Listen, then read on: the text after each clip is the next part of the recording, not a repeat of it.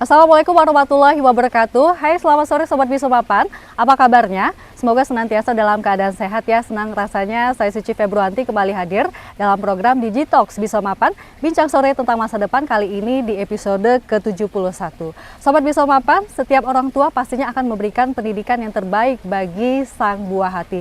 Salah satu alternatifnya yaitu menyekolahkan sang buah hati di sekolah alam. Yang mana sekolah alam ini merupakan metode pendidikan berbasis alam semesta. Nah, di sore hari yang spesial ini kita akan berbincang bersama Bapak Profesor Dr. Yuwono M. Biomed selaku founder dari Sekolah Alam Palembang dengan tema yang sangat menarik, yaitu Sekolah Alam sebagai alternatif pendidikan yang ramah anak. Dan juga kami informasikan untuk Sobat Bisumapan agar menyaksikan acara ini dengan sampai berakhirnya nanti, karena di akhir acara akan ada kuis berhadiah bagi Anda yang bisa menjawab pertanyaan dari narasumber kita pada episode kali ini. Caranya cukup sederhana, menjawab pertanyaan dari narasumber kita, lalu capture jawaban kalian dan kirimkan ke direct message akun Instagram marketing_semen Batu Raja.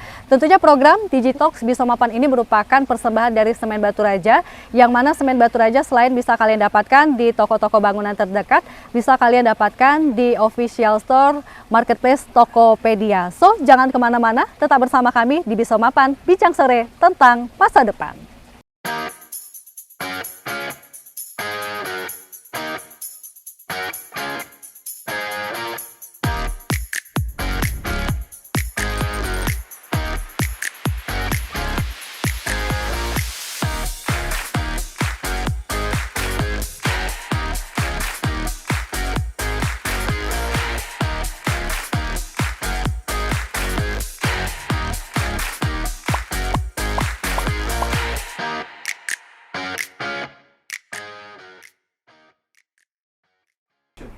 Baik, masih di Bisumapan, bincang sore tentang masa depan, dan saya sedang bersama dengan narasumber kita pada episode kali ini, yaitu Bapak Profesor Dr. Yuwono M. Biomed selaku founder dari Sekolah Alam Palembang. Assalamualaikum Prof. Yuwono. Waalaikumsalam Mbak Suci, gimana kabarnya? Alhamdulillah sehat. Bagaimana kabarnya Prof. Yuwono? Alhamdulillah sehat, semangat. Semangat ya, harus semangat ya harus Prof. Ya. Terima kasih sudah mengundang kami datang ke Sekolah Alam Palembang ini Prof ya. Dan tentunya Prof. Yuwono, jika kita berbicara mengenai keinginan para orang tua, pastinya selalu ingin memberikan pendidikan yang terbaik untuk anaknya ya Prof ya. Salah satu alternatifnya yaitu menyekolahkan di sekolah alam. Nah, ngomong-ngomong soal sekolah alam, Prof. Yuwono mungkin boleh cerita sejak kapan didirikan Sekolah Alam Palembang ini Prof? Oke, jadi tahun 2005 waktu itu saya pulang sekolah dari Fakultas Kedokteran Universitas Padjadjaran waktu itu untuk program doktor. Nah, kemudian anak saya waktu itu 4. Anak saya 4, nomor 1 itu usia 7 tahun, nomor 2 usia 6 tahun, nomor 3 usia 5 tahun, dan yang terakhir itu baru bayi. Nah, kemudian saat itu anak-anak saya maunya sekolah dengan sekolah alam ini, karena sebelumnya di Bandung mereka di sekolah alam. Maka tahun 2005 kami dirikan. Jadi berdiri dari sejak tahun 2005 ya. Selain itu ini Mas Ji, ternyata pendidikan di kita itu tidak melahirkan generasi yang punya karakter yang bagus. Artinya gini, pintar tapi nggak berakhlak. Atau yang kedua, berakhlak tapi tidak pintar. Nah, ini kita harus punya alternatif dong. Nah, salah satu alternatifnya adalah sekolah alam, konsep sekolah alam. Maka kami bikinlah untuk itu. Awalnya sekolah ini kami dirikan untuk anak-anak kami sendiri. Sampai akhirnya ini menjadi sekolah bagi masyarakat umum ya. Sampai sekarang sudah terakreditasi dan sudah direcognize oleh nasional, kementerian, juga sudah beberapa kali mewakili Indonesia di ajang meeting internasional. Jadi Sekolah Alam Palembang ini juga merupakan sekolah formal yang terakreditasi seperti itu ya Prof ya? Formal dan terakreditasi, jadi sama saja. Cuman bedanya bahwa di sekolah ini ada dua sistem laporan. Laporan dari Kementerian Pendidikan namanya rapor, yang biasa kita punya itu. Yang kedua dari kita namanya portofolio. Jadi ada portofolio nih. Oh, jadi untuk bentuk laporannya sendiri itu dapat raport, seperti biasa ya dok Ya, ya. seperti Dan juga biasa. ada portofolio juga seperti Dan itu. portofolio itu yang lebih keren. Oh iya. Karena menggambarkan siswa itu misalnya masuk nih, setiap kali daily activities dia itu kan tercatat dengan baik. Bagaimana perkembangan tumbuh kembang dia itu kita bisa lihat di portofolio. Termasuk juga achievement capaian dia kelihatan di portofolio itu. Dan itu terbukti nanti misalnya contoh. Kemarin ada beberapa siswa kami yang tamat SMA itu harus kuliah ke luar negeri, ke Amerika, kemana itu yang ditanya bukan ijazah, bukan rapor, tapi portofolio. Portofolio. Nah, jadi dengan mudah portofolio kami kasihkan, mereka eligible, boleh masuk dong. Wah, Gitu. keren ya Prof ya.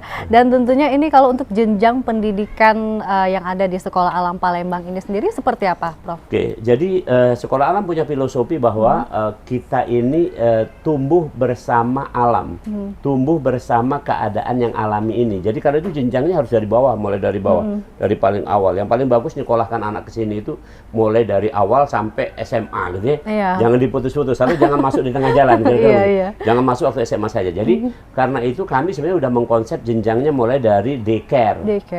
Daycare itu artinya bayi sampai 3 tahun. Kalau orang umum mengatakan penitipan anak.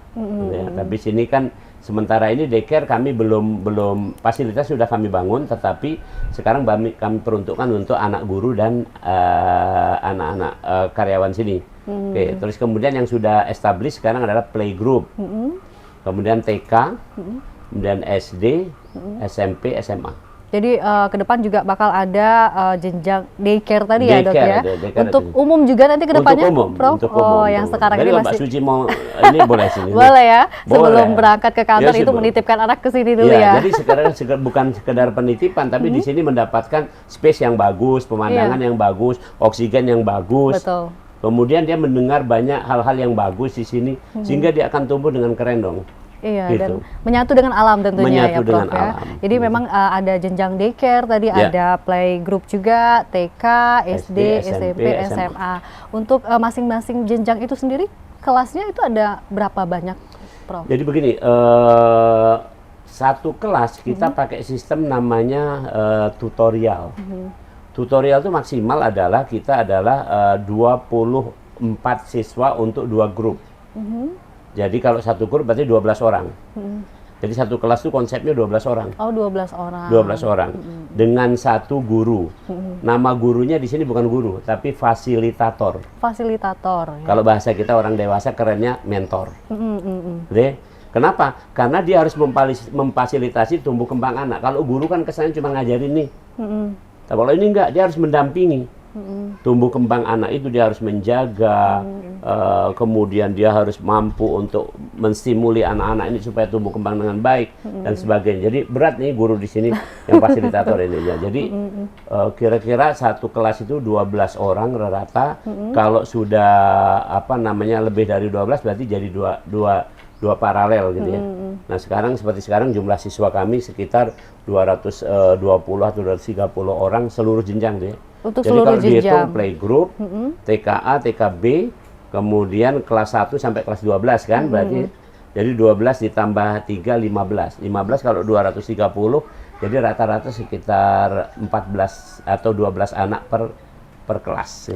Oke, tadi tentunya anak-anak tadi juga didampingi oleh para fasilitator yang ada di sekolah ini. Iya. Ada berapa banyak fasilitator yang ada di sini? Jadi setiap satu grup tadi harus satu fasilitator. Kemudian yang lain ada guru lain namanya guru mata pelajaran. Jadi seperti guru matematika, guru biologi, guru seni dan keterampilan. Juga ada namanya guru tamu. Jadi guru tamu boleh loh. Jadi misalnya seorang profesional seperti saya, dokter gitu ya, itu boleh jadi guru tamu. Seorang profesional lagi yang lainnya boleh jadi guru tamu, tentara boleh jadi guru tamu semua. Jadi pendek kata banyak nih guru di sini. Jadi semua bisa menjadi guru ya? Ini guru. Termasuk para pebisnis juga bisa jadi guru. Iya. Yang selama ini menjadi guru siapa aja yang guru tamu tadi, Prof? Guru tamu yang selama ini banyak karena tentu ada kalangan pebisnis karena kurikulum kita di sini salah satunya adalah kurikulum entrepreneur. Oh, ada kurikulum entrepreneur. Itu bedanya juga sama sekolah-sekolah biasa. Sekolah biasa, sekolah pada umumnya yang lazimnya itu nggak ada kurikulum entrepreneur. Tapi di sini ada kurikulum ya? intinya adalah entrepreneur salah satunya. Kemudian yang sering mengajar di sini guru tamunya adalah guru yang bidang sains. Jadi kayak macam para doktor yang dari perguruan tinggi itu. Karena di sini kita ada science project juga seperti itu. Kemudian guru tamu yang lain adalah guru tamu bidang kesenian. Di sini ada festival budaya, rame banget festival budaya. Oh, festival budaya. Itu Tiap rutin tahun. dilaksanakan di sini setiap tahun ya, Dan Prof, banyak ya? festival lain lagi, festival literasi, festival zero waste. Ada beberapa macam Macam-macam festival gitu. yang dilaksanakan Pokoknya di kami sini ya, Prof ya. enjoy di sini. Nggak tertekan ya. Fun. Nah itu. Baik, Prof. Untuk sejauh ini Profesor Yuwono ini melihat bagaimana antusiasme para orang tua ini dengan adanya sekolah alam ini, Prof. Oke, jadi ini paradigma baru. Macam kita semua yang masih muda-muda, saya walaupun udah agak memutih rambut, yang ngolah muda masih. Jadi anak-anak muda sekarang ini lebih memilih kepada hal yang sifatnya konten. Makanya kan zaman sekarang ada content creator. Betul. Lebih kepada konten. Tampilan yang bagus, kontennya yang bagus itu yang disukai. Tidak lagi pada formalitas seperti itu. Jadi sekolah alam itu. Atau bahasa Palembang itu iwaknya, ada iwaknya di situ. Nah, maka dari situlah minatnya sangat banyak, antusiasme sangat banyak. Cuman kita punya keterbatasan dalam hal ini kekuatan yayasan. Ini kan yayasan. Yayasan juga saya yang dirikan. Saya juga yang tanda kutip ngasih makannya lah kira-kira begitu. Nah, keterbatasan yayasan maka facility itu yang menentukan daya tampungnya. Minat orang tua segala macam udah bagus. Minatnya tinggi ya, Ya, Prof tinggi ya? dan perjuangan kami nggak mudah. Waktu awal mendirikan sekolah alam ini kami dibilang ini kayak itu sekolah atau main-main. Sekolah atau main-main, bayangkan itu. Kan bayangannya sekolah itu kan bahkan ada yang pakai apa namanya? Pakai dasi, pakai apa gitu. Kalau kami kan ya biasa aja gitu. Sini seragam sesuai kebutuhan, Mbak. Tapi ada seragam khusus untuk Sesuai sekolah. dengan kebutuhan. Sesuai dengan kebutuhan. Jadi contoh misalnya, outbound, dia pakai seragam outbound dong, safety first. Betul. Berenang dong, pakai seragam berenang dong. Nih, kemudian saat misalnya apa acara formal ya pakai batik, misalkan. Terus kemudian saat misalnya kita harus public service, ya, pelayanan sosial, ya pakai kayak rompi kayak apa gitu. Keren pokoknya. Jadi menyesuaikan ya seperti itu ya, Jadi Prof, kalau ya? lihat di Instagramnya Sekolah Alam Palembang ini bisa Iya. dilihat itu seragam kita itu mendapat apresiasi, maksudnya yang seragam anak SMA itu sampai viewernya mungkin 1 juta lebih kali ya. Begitu. Mereka pada punya komen itu kan keren banget nih sekolah ini kan. Perhatikan kalimatnya, seragam kalau kayak kita misalnya dulu sekolah di SMA cuman putih sama apa abu-abu ya. Monoton ya, Prof ya? Nah, monoton ini. Makanya waktu tamat terus dicoret-coret. Nih, kalau di sini nggak keren, sesuai dengan keadaannya, sesuai dengan kepentingannya. aktivitasnya juga ya, Makanya Prof di sini ya? seorang anak sekolah di sini wajib membawa baju ganti. Oh iya. Karena tantangannya banyak. Gitu. Baik, jadi untuk antusiasme dari para orang tua juga luar cukup biasa, tinggi, udah. luar biasa. Sekarang ya, udah Prof, ya? open mind. Oh ya, baik. Ya udah berapa tahun ya? 2005 sekarang 2022. 22. Jadi 17 tahun wajar lah. 17 tahun. Biasa. Oke. Untuk muridnya yang bersekolah di sini sendiri itu rata-rata berasal dari Palembang atau banyak dari luar kota, Prof? Dari Palembang sekarang karena kami konsepnya bukan konsep boarding. Ini boleh ditanya. Jadi kenapa kami tidak memilih boarding? Boarding itu artinya tanggung jawab orang tua minim. Kami tidak. Tanggung jawab mutlak pendidikan ada di orang tua, bukan di Sekolah atau guru, ya? Bukan. Jadi jangan salahkan sekolah. Yang penting adalah orang tua. Bagaimana keteladanan orang tua, bagaimana care-nya orang tua, itu yang paling penting. Jadi kami nggak boarding makanya. Tapi walaupun nggak boarding, itu anak-anak itu sampai sore di sini. Contoh misalnya, coba Mbak Suci lihat, kalau sekolah TK biasanya jam berapa pulang? Jam 12 udah pulang biasanya, Prof. Maka boleh jam 12 sudah pulang. Sebelum ya, itu ya, Prof ya? Jadi kan, di sini bisa sampai sore tuh anak-anak TK. Karena betah nih ya, Prof ya? Betah itu. Kenapa? Dan mereka tetap belajar. Jangan kira bermain itu bukan nggak belajar, belajar. Memanjat itu belajar, berlari itu belajar, melihat tanaman itu belajar, dan semua belajar. Tapi sebenarnya aktivitas yang berlangsung di sekolah ini dari pukul berapa biasanya? Terstruktur bagus, kita terstruktur, terjadwal, kalender akademik kita bahkan keren. Maksudnya itu gini, kalender akademik itu silabus bukan hanya mata pelajaran ini, bukan. Dari 1 tahun ada kalender akademik nih. Jadi misalnya nih, kapan kita harus science project, kapan kita harus festival budaya, kapan kita harus pelajaran ini, kapan harus seperti itu. 1 tahun sudah ada, udah fix. Sudah terplanning ya? Kalau harian daily kita masuk itu, nah ini kita pakai filosofi. Anak-anak tuh senangnya di rumah. Pagi itu senang di rumah, bukan senang di sekolah. Jadi nggak manusiawi anak sekolah masuk jam 6 itu nggak manusiawi. Jam 7 juga belum manusiawi. Yang manusiawi kita. yang bekerja ini, ya sobat mapan ini, Sobat Biso Mapan. sobat biso mapan ini bagusnya kita tuh kalau kerja jam 6, tapi kalau anak sekolah itu bagusnya masuknya kayak seperti di sini. Kita mulai masuk jam 7.30. Jam 7.30. 7.30. Bahkan untuk TK jam 8, seperti itu. Baik. Jadi biar senang dia. Iya. Tadi saya sekilas melihat bahwa aktivitas yang dilaksanakan oleh para siswa di sini banyak di luar, di lapangan seperti itu ya Prof ya. Namun seperti apa sebenarnya metode pembelajaran dan kurikulum yang diterapkan yang di Sekolah Alam Palembang ini, Prof? Oke, jadi kita punya kurikulum inti. Kurikulum inti ada 4. Nomor 1 adalah kurikulumnya akhlak. Ini berurutan, jangan ditukar ya. Jadi artinya kalau satu itu nggak boleh didului oleh yang dua, gitu ya. Karena ini pokok. Yang satu adalah akhlak atau building moral karakter. Ya ini paling penting kan. Kaya raya, ganteng, pinter, akhlaknya jelek, gimana tuh? Mau jadi suaminya kan nggak mau kan? Mau jadi istri nggak mau kan? Itu kan gitu. Jadi yang pertama karakter yang penting, yaitu akhlak. Akhlaknya bagus. Itu kurikulum inti yang pertama. Kurikulum inti yang kedua adalah logika. Ini ketinggalan, mohon maaf, saya bukan ngomong apa. Sekarang ada Merdeka Belajar. Udah dengar sekarang ini bahwa bakal tes masuk perguruan tinggi negeri nanti tidak lagi pakai tes mata pelajaran. Jadi nggak ada lagi matematika, fisika, kimia, biologi, atau sejarah, atau ekonomi, nggak ada lagi. Tapi tesnya namanya tes skolastik. Bahasa mudahnya adalah tes logika. Ini baru tahun depan ini mau diadakan. Kami dari awal punya kurikulum logika. Beda loh logika. Coba logika tuh begini. Contoh logika tuh begini. Cara berpikir logika tuh begini. Misalnya nih, kalau matematika 4 dibagi 2 berapa? 2 kan? Tapi kalau logika itu belum tentu 4 dibagi 2 sama dengan 2. Contoh, seorang anak bawa 4 kue. Temannya ada 3. Temannya ada 1, berarti kan dibagi berdua ini. Iya. Tapi dia nggak mau, berarti dibagi semua ke temannya dong. Jadi 4 dibagi 2 sama dengan 4 tetap. Jadi orang dapat 4 ini. Jadi logika kehidupan segala macam itu keren semuanya. Itu kurikulum kedua. Kurikulum ketiga adalah leadership. Leadership. Kepemimpinan. Jadi anak-anak di sini mohon maaf, TK, kalau anak di sini masuk TK itu nggak ditungguin lagi oleh orang tuanya. Ini kan saya melihat tuh anak-anak SD masih ditunggu oleh orang tuanya, ngapain gitu. Di sini anak-anak TK tuh ngusir orang tuanya.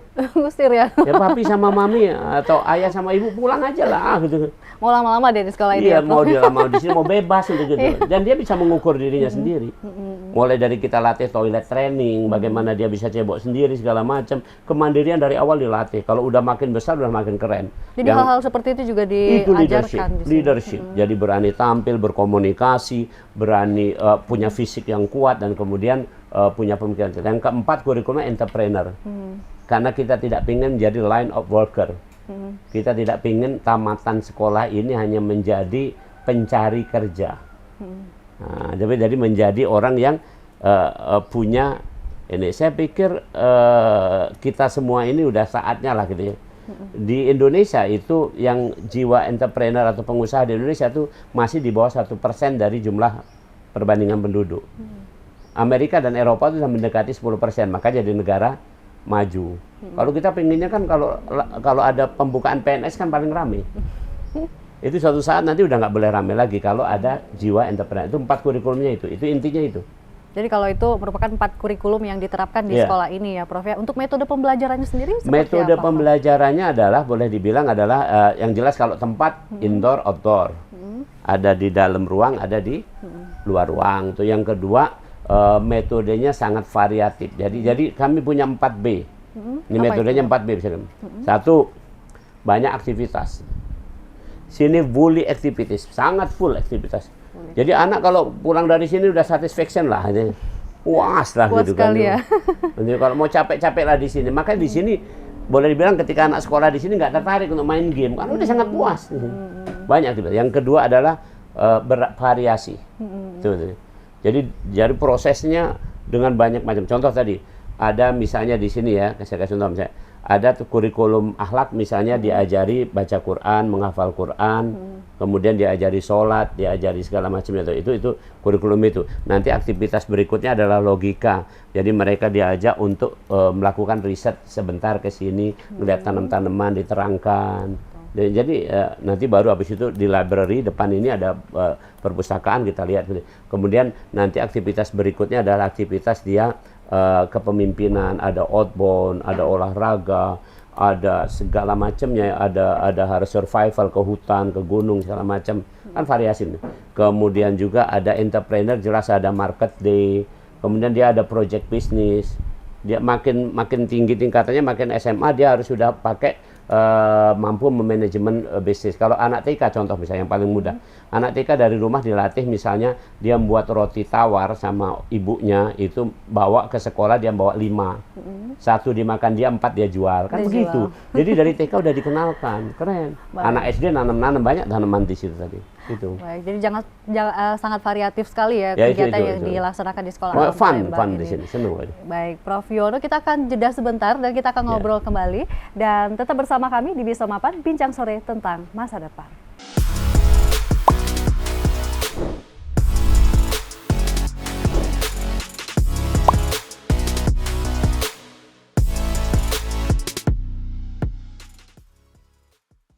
Masih di Bisa Mapan, Bincang Sore tentang masa depan, dan saya masih bersama dengan Prof Yuwono, ini selaku founder dari Sekolah Alam Palembang. Nah, kalau tadi Prof Yuwono telah bercerita bahwa Sekolah Alam Palembang ini sudah berdiri sejak tahun 2005 ya Prof ya. Tentu banyak tantangan yang sudah dihadapi oleh Prof Yuwono selama mendirikan sekolah ini. Apa saja tantangan yang pernah dihadapi oleh Prof? Tantangannya sangat banyak, cuman intinya yang pertama yang berat adalah mengubah paradigma, mengubah pola berpikir. Dulu menganggap bahwa ini bukan sekolah, sekarang baru tahu bahwa inilah sekolah, sejatinya sekolah. Itu satu. Yang kedua tentu adalah tantangannya adalah masalah facility, sarana prasarana. Bisa dilihat ini pun masih banyak kekurangan. Ya. Yang ketiga adalah tantangan cukup berat adalah SDM-nya. Bagaimana fasilitator atau guru yang disebut di sini fasilitator itu punya karakter yang bisa menjalankan 4 kurikulum tadi. Jadi ini berat banget. Nah, yang selanjutnya adalah tentu tantangan yang sama seperti lazimnya Pak orang semua adalah bagaimana marketing kita. Ya, bagaimana ini bisa masif menyebar di masyarakat. Setidaknya 4 itu. Sejauh ini mempromosikan Sekolah Alam Palembang ini seperti apa? Kami adalah orang yang sangat aware dengan kemajuan teknologi ya. Jadi sekarang ini udah masuk yang namanya ke Instagram, kemana-mana tuh dengan ini, dan kami betul-betul konten sekarang ini semua dikelola oleh anak-anak. Jadi kita nggak nyewa orang lain ya. Jadi anak-anak itu sendiri yang mendevelop untuk itu, dan mereka tuh mampu itu. Kenapa? Karena memang di sini dikasih cara belajar yang kreatif. Gitu. Jadi anak-anak di sini sendiri juga ya, memasarkan ya. SMP, SMA mengelola untuk itu. Oke, Prof, ini kalau kita bicara mengenai biaya untuk bisa masuk ke sekolah ini, kira-kira besaran biaya seperti apa? Oke, jadi ini untuk kita semua ya, sobat Bisa Mapan ya. Jadi gini. Pendidikan itu kan kalau dalam bahasa Jawa itu begini, Jarbasuki Mobeo, kata orang Palembang ado rupo ado hargo, rego, mana seperti itu. Jadi gini, dalam bahasa pendidikan secara umum namanya unit cost. Contoh, saya adalah profesor, saya pernah jadi dekan di kedokteran, dan memang saya seorang dokter. Itu mahasiswa kedokteran itu satu semester itu menghabiskan unit cost 54 juta. Nah, kalau di sini satu siswa itu unit cost-nya 2 juta. 2 juta itu per... Itu unit cost-nya per bulan. Per bulan ya, per bulan. Tapi biaya masuk sini belum sampai segitu. Itulah makanya kita kan masih defisit. Jadi gini, mestinya 2 juta itu artinya akan mencukupi untuk anak-anak untuk menerapkan 4 kurikulum tadi. Jadi di sini contoh kita baru 1 bulan tuh masuk rata-rata dari siswa itu bayarannya sekitar 1 juta baru. 1 juta ya, Prof. Ya, 1 jutanya kita masih berejo kata orang Palembang. Tapi mestinya unit cost-nya udah nyampe mesin. Untuk masing-masing jenjang pendidikan itu biayanya berbeda atau seperti apa? Enggak terlalu jauh bedanya, kira-kira seperti itu semua. Karena semua yang kita berikan adalah sesuai dengan dosis, sesuai dengan kapasitasnya. Semua nggak kita beda-beda karena kurikulumnya sama dong. Betul. Oke, Dok. Prof, untuk harapan Prof Yuwono sendiri untuk Sekolah Alam Palembang ini ke depan seperti apa, Prof? Oke, jadi kami tetap optimis ya, walaupun saya misalnya di awal ini sekolah ini untuk anak-anak kami, anak-anak saya sekarang yang sudah paling kecil pun di sini sudah kelas 12 atau kelas 3 SMA. Bentar lagi udah akan melanjutkan kemana nih.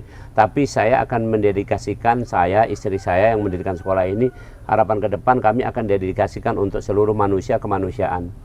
Bahkan ini kalau mau tahu ini tempat ini sudah kami niatkan untuk diwakafkan nanti. untuk kemanusiaan. Nah, maka ke depan harapan kami ini menjadi salah satu alternatif pendidikan yang bisa dipilih, apalagi tempatnya memang hotspot.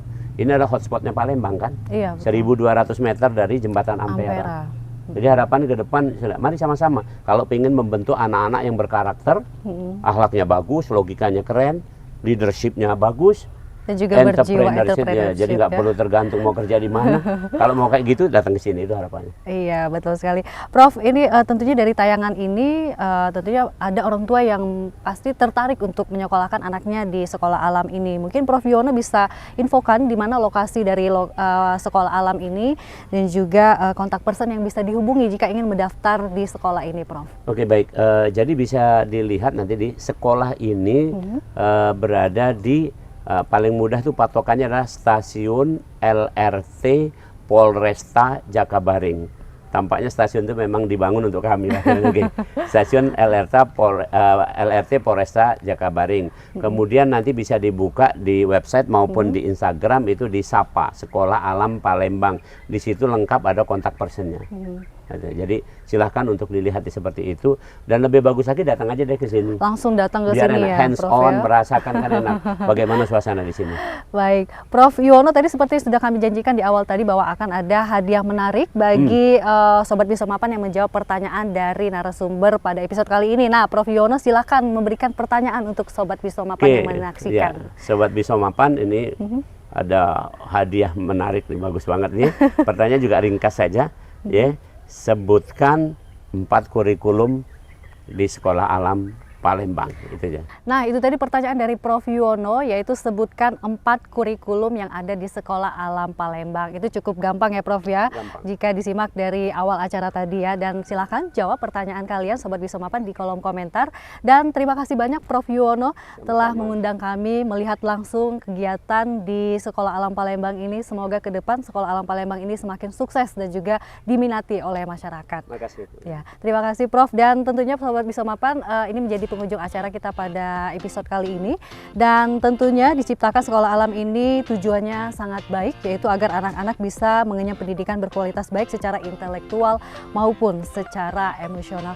Saya Suci Februanti pamit undur diri. Wabillahi taufik wal hidayah. Wassalamualaikum warahmatullahi wabarakatuh. Sampai jumpa.